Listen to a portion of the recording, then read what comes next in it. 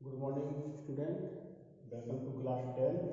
Okay, in physics, and today's topic is the specific resistance. Okay, so we start here. Specific new topic of chapter electricity. Specific resistance. हमने भी तुमको resistance, Ohm's law, electric current and electric potential and Ohm's law के बारे में बताया था। Now new heading of this chapter is specific resistance, और इसी को तुम्हारे एनसीईआरटी की किताब में लिखा है कि the factor on which resistance of a conductor depend, resistance of a conductor depend. ये तुम्हारी किताब में हेडिंग दी है, एनसीईआरटी किताब आप खोल के देखें, वे कंडक्टर डिपेंड। आज ये टॉपिक है, इस लेक्चर में ये पूरा टॉपिक तुम्हारा कंप्लीट होगा, इसको हम स्पेसिफिक रेजिस्टेंस बोलते हैं। ठीक है, देखिए हमने उसमें तुमको बताया था, थोड़ा सा रिवाइंड कराएं। What is the work of resistance? Resistance work in electricity is to oppose the flow of current, and what is, if the current is flowing in a wire or conductor is I and maintaining current I, we have to apply the potential difference, and this potential difference is equal to V equal to I into R. Okay, this is the relation we have, and R is the resistance of the conductor. ठीक, and the property of R to oppose the flow of current, right? ये होता है V equal to I. उस दिन हमने तुम्हें बताया था ओम्स लॉ में, this R is constant but depend on the temperature of the conductor and nature of the wire और nature of the material of the conductor. Okay, now यहाँ पर अब हमको आज एक नया टर्म निकालना है, स्पेसिफिक रेजिस्टेंस। किसी भी वायर का जो रेजिस्टेंस होता है it depends on following factor. देखें जरा ध्यान से, resistance of a conductor, we can write this, resistance of a conductor depends on number 1 point length, ठीक है, second area of the wire, ठीक, and how times the resistance depends on length. The resistance of a conductor R is directly proportional to length of the conductor L. Equation 1. किसी भी wire का जो resistance होता है वो उसकी wire की लेंथ के डायरेक्टली प्रोपोर्शनल होता है। And second point is this resistance of a wire is also directly proportional to 1 upon area, और we can say the inversely proportional to area. Okay, the resistance of a conductor is inversely proportional to area of the wire, cross sectional area. Okay, we taken here cross sectional area, question equation number 2. And third point is also we know that resistance depend on temperature and nature of the material, है ना, as we mentioned, है ना, sometimes, ठीक है, थोड़ी देर पहले भी हमने बताया। लेकिन यहाँ पर हमको रेजिस्टेंस डिपेंड करना है कि किस फिजिकल पार्ट पर डिपेंड करता है। तो फिजिकल क्या है तुम्हारा, वायर का लेंथ उसके डायरेक्टली प्रोपोर्शनल होगा और जो वायर का एरिया है उसके इनवर्सली प्रोपोर्शनल होगा। नाउ ऑन कंबाइनिंग,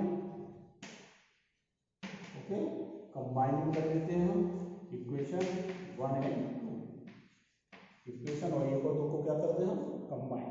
जब कंबाइन करते हैं तो R proportional to length upon area, directly proportional to length इसी में और इनवर्सली प्रोपोर्शनल टू एरिया, दोनों कंबाइन प्रोपोर्शनल के साथ L upon E।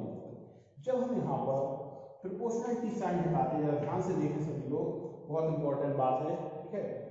R equal to proportionality यहाँ पर जब हटाते हैं तो हम जानते हैं इसमें we have taken one constant, यहाँ पर हम इसको कांस्टेंट को इस तरीके से P को थोड़ा सा घुमा देते हैं, दिस इज, है ना, we call this RHO, क्या पढ़ते हैं हम इसको, रो, राइट, इसको हम क्या पढ़ेंगे, रो।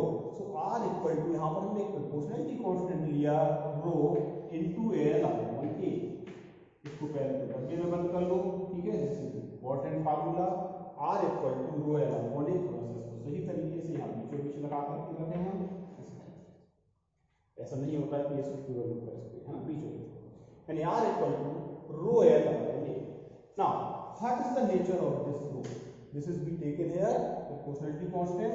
This rho is known as, इसी को हम बोलते हैं, इसी रो को हम बोलते हैं specific resistance. Okay, specific resistance of conductor या वायर, जो भी है, ठीक है। ओके, और इसी का दूसरा नाम होता है, इसको हम ऐसे बोलते हैं, this is also called resistivity. Okay, this is resistivity, यानी स्पेसिफिक रेसिस्टेंस ऑफ कंडक्टर और resistivity. This is proportionality constant भी taken here, this is known as, okay, and very important term in electricity, ठीक। So we can also write this equation, rho equal to resistivity, rho equal to R into L upon A. So R into A upon L. Okay, that's it. Now this is the formula for resistivity, rho equal to R A upon L. Here R is resistance of conductor, A is area of conductor, S, and L is length of the conductor. Okay, now we define this proportionality constant, we have to define here. So next point लिखें, definition of, okay, definition of resistivity. So what is the definition of resistivity, है ना, definition of rho. Okay, हम resistivity को define करें, देखें जरा, rho equal R A upon L, right. अगर हम वायर का एरिया कितना ले लें, 1 metre square, okay, and wire का लेंथ कितना ले लें, 1 metre, then replacing here the value of A and L 1 then what comes, rho equal to R into 1 upon 1, यानी रो इक्वल टू R। हाँ, व्हाट इज द डेफिनेशन? देखो, कोई भी चीज को यहाँ पर रटना नहीं है, बिल्कुल ध्यान रखना है, सब बिल्कुल कनेक्टेड है और बिल्कुल सरल है, ठीक है, और सब कंसेप्चुअल भी है, अंडरस्टैंडिंग भी है।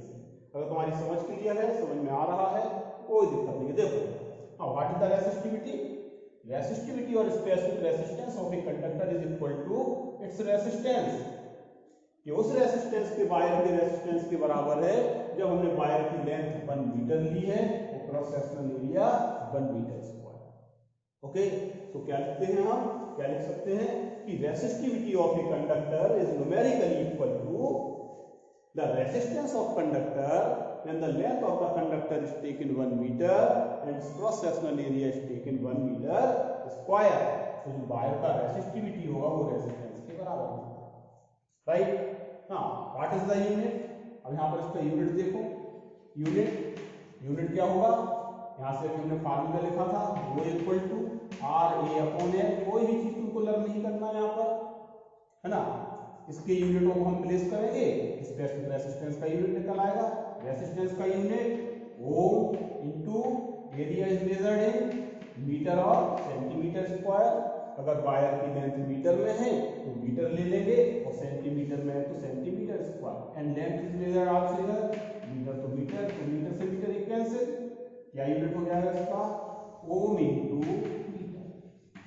This is the unit of resistivity. ये नोट करते चलो, this is the definition, now you can explain and write, and this is the unit of resistivity. Now on what factor it depends? So next point लिखें, dependence of resistivity। इसको हटा दे, note कर लिए, note जरूर करते चलिए, क्योंकि जब भी बाद में हम पढ़ते हैं, रिवीजन करते हैं, तो क्या है कि नोट्स हमारे सामने हो, हमें ये मालूम रहता है कि हमें क्या पढ़ना है, इसलिए सब चीजों को नोट डाउन जरूर करते हैं। हाँ, नाउ डिपेंडेंस, ध्यान से देखें, ये किताब में देखें, एनसीईआरटी की किताब में देखना, तो ये सब दिया है, dependence of resistivity, dependence of resistivity. अभी थोड़ी देर पहले हम पढ़े कि resistance depend on length of the wire, cross sectional area of the wire, nature of the material of the wire. Nature of the material of the wire का मतलब है silver की रेसिस्टेंस अलग होगा, कॉपर और एल्यूमिनियम के wire का resistance अलग होगा, राइट। इसी प्रकार यहाँ resistivity of what factor depend, resistivity does not depend, याद रखना, it does not depend on the length and area, it depends only on temperature। किस पर डिपेंड करेगी, टेम्परेचर पर। And second point very important, it depends on the nature of material of the conductor, है ना। इस किताब में nature of the wire भी लिखा हो तो नेचर ऑफ द जिस मटेरियल का वायर है बदल जाएगा तो उसका मटेरियल भी बदल जाएगा, उसका नेचर बदल जाएगा। तो nature of material of conductor और राइट, यानी resistivity rho depend on these two factor only and it does not depend on, यार लिख लेना यहाँ पे, it does not depend on resistivity does not depend on, board में लिखते हैं ये पॉइंट बहुत इंपॉर्टेंट है ना, क्योंकि मैंने ये गलती कर देते हैं। Resistivity does not depend on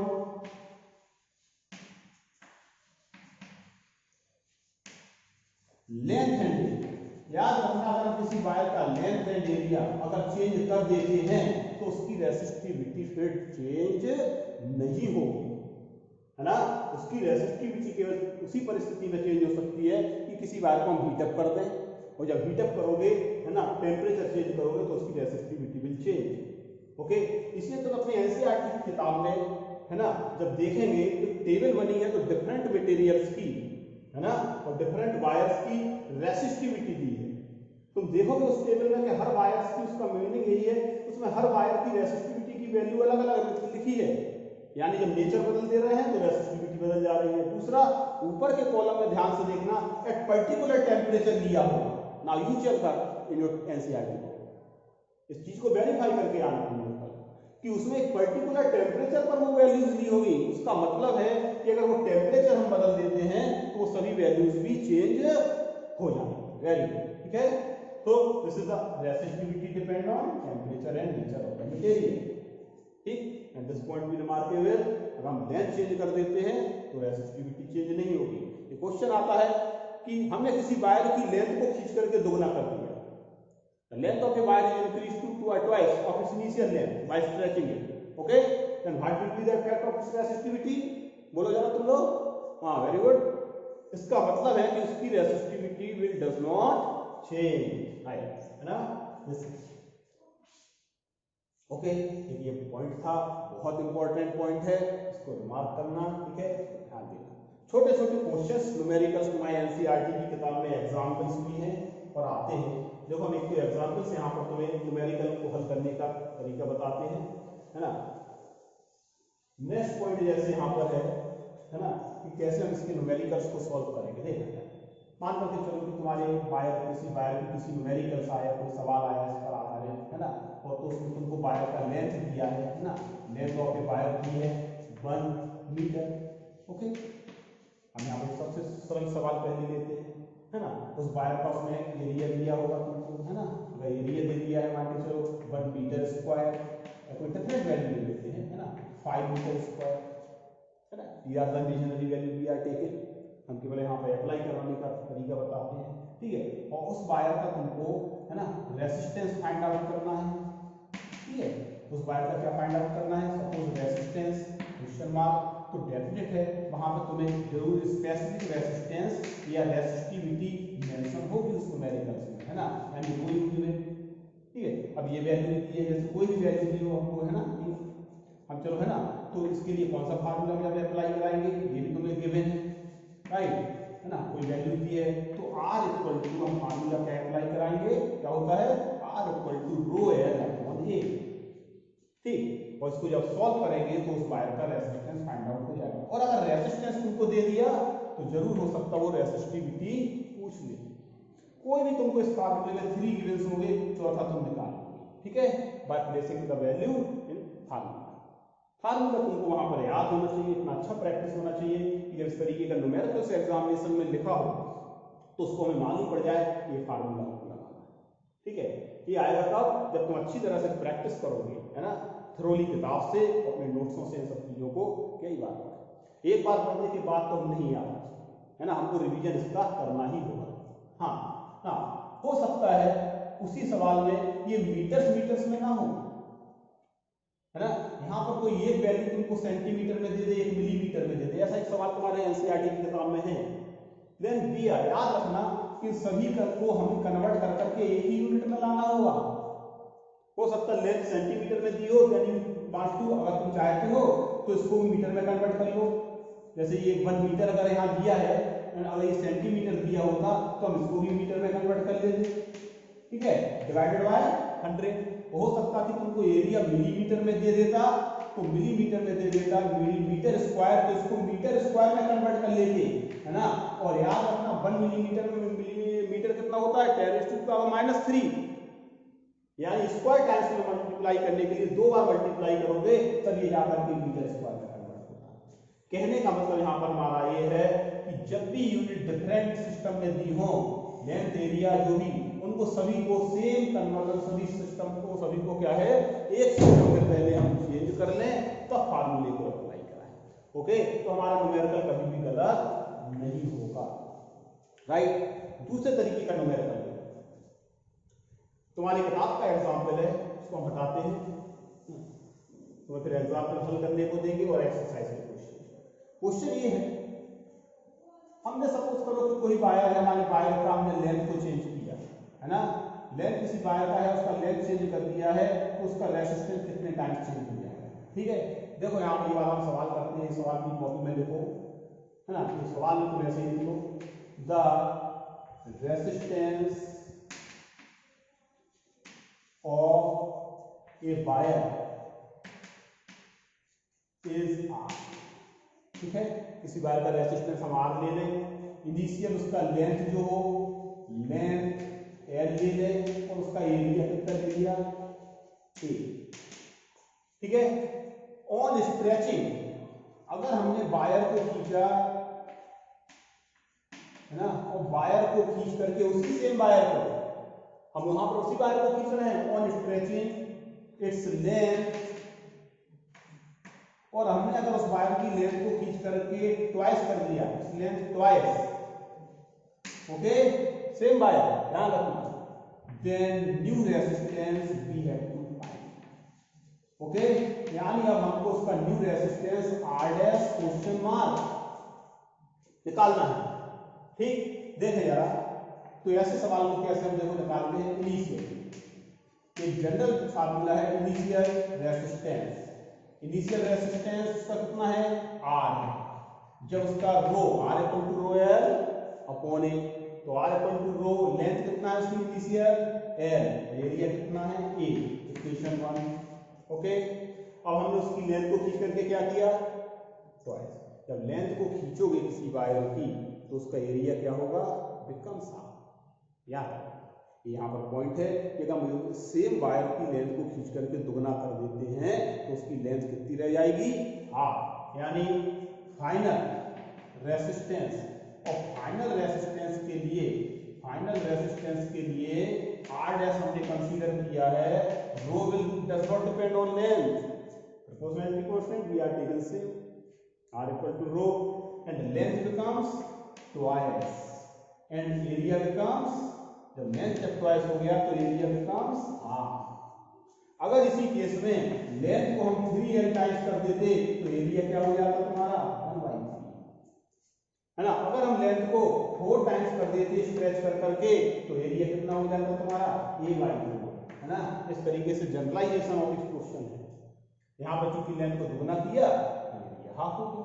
इसको सॉल्व करेंगे तो R' ये 2 ऊपर जाएगा, 2 × 2 4 टाइम्स, 4 को आगे लिख लें, ओके, 4 टाइम्स, और ρL upon A remains, and ρL upon A is the initial resistance, so we put here, so R' 4 times of R, यानी फाइनल रेजिस्टेंस इनिशियल रेजिस्टेंस का कितना हो गया, 4 टाइम्स, जब हमने उसकी लेंथ को कितना खींचा, ट्वाइस। अब जरा तुम बताओ, अगर लेंथ को 3 टाइम्स खींचते थे तो जरा बताओ new resistance becomes 3L into A by 3 और 3 ऊपर जाता तो कितना हो जाता 3 इंटू 3 9 टाइम्स। अगर हम लेंथ को 4 टाइम्स खींच देते तो 4L upon A by 4 4 into 4 16 times. इसका मतलब है कि ऐसा नहीं लग रहा है कि ये 2 का स्क्वायर है, 3 टाइम्स खींचने पर 3 का स्क्वायर होगा, 4 टाइम्स खींचने पर 4 का स्क्वायर, यानी if we stretching n times then new resistance becomes its square times. आ रहा समझ में? यानी अगर हम किसी वायर की लेंथ को खींचकर n टाइम्स कर दें तो उस वायर का न्यू रेजिस्टेंस उसका कितना होगा स्क्वायर टाइम्स हो रहा है।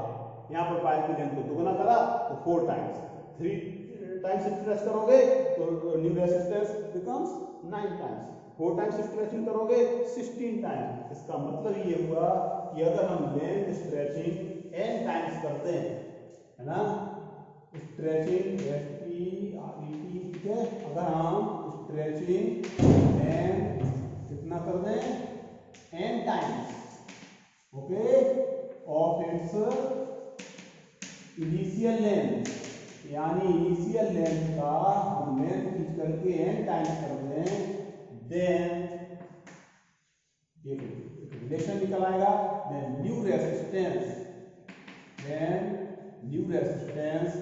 R dash equal to new resistance R dash equal to n square times of R, right? Note down this relation। और सवाल जब आता है तो उसको प्लेस पर प्लेस करके हम हल कर ही सकते हैं, ठीक है। एक ही यहाँ से कंक्लूजन निकला है, राइट। तो this is the today's topic is only specific resistance and resistivity, ठीक। ये कुछ छोटे से 1-2 सवाल थे जो इस पर बेस थे। अगले टर्म पर अब कल तुम्हें पढ़ाएंगे नया टॉपिक इसी चैप्टर का, ओके। कल सभी लोग तैयार रहे और इसको सब पढ़ करके आए। फिजिक्स में अगर प्रैक्टिस करते हैं और रेगुलर पढ़ते हैं, है ना, एक पर्टिकुलर फिक्स टाइम पर, तो कोई दिक्कत नहीं, वेरी इजी सब्जेक्ट। और लोग क्या है फोबिया खड़ा करते हैं कि टफ सब्जेक्ट है, ऐसा बिल्कुल भी नहीं। हमारे हिसाब से फिजिक्स से आसान सब्जेक्ट ही कोई नहीं, बशर्ते कि रेगुलर प्रैक्टिस, है ना, रेगुलर, है ना, concept should be clear, okay. Thank you, okay.